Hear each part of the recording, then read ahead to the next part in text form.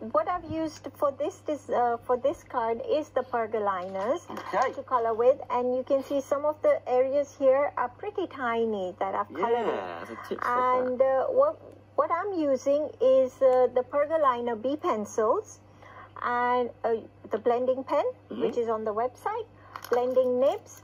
I've put a drop of Dorso oil onto the spot on sponge. So just a drop of Dorso oil onto the sponge.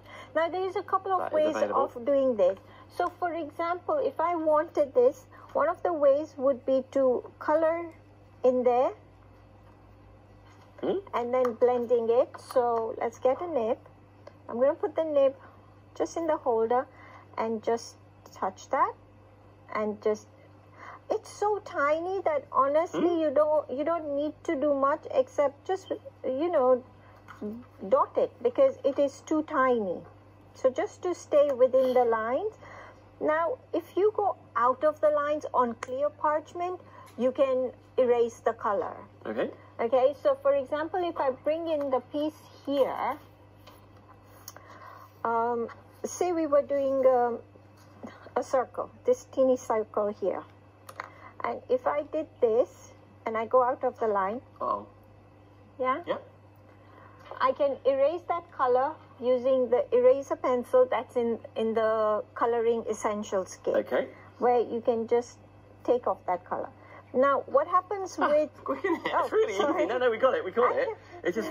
If I do it, you know, out like this, so for example, like that, you can just erase it off. Yeah? There you go. On clear parchment, it's going to erase off.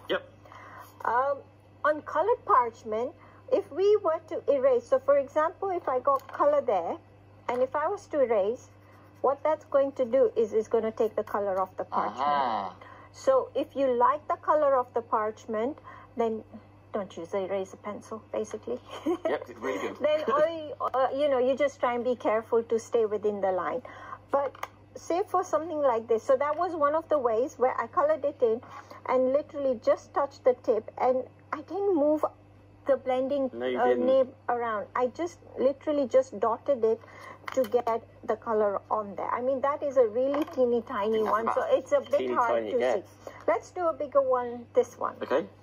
Okay, one of the other ways you can do it is, I think I might be wrong, but in the Essentials kit, there is mattes. There's the oil and watercolor mattes, mix mattes. Is that what they're called? I think so. They're in the Essentials We'll find the Essentials. Okay, we'll get a picture of that in just a sec. Yes. Here we go. Yeah. So you've got the mattes. So what you would do is you would put a drop of oil onto the mat, rub the pencil on, and pick it up with your blending tool and color. I don't have the mats on me, so I'm going to show you how I'm going to cheat.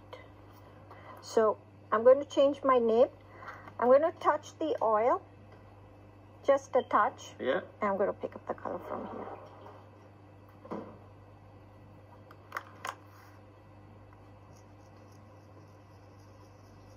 Needs a bit more, but it's easier by putting a bit of oil onto your mix mat and pick it up that way. Picking it up that way, but there you go, that's better.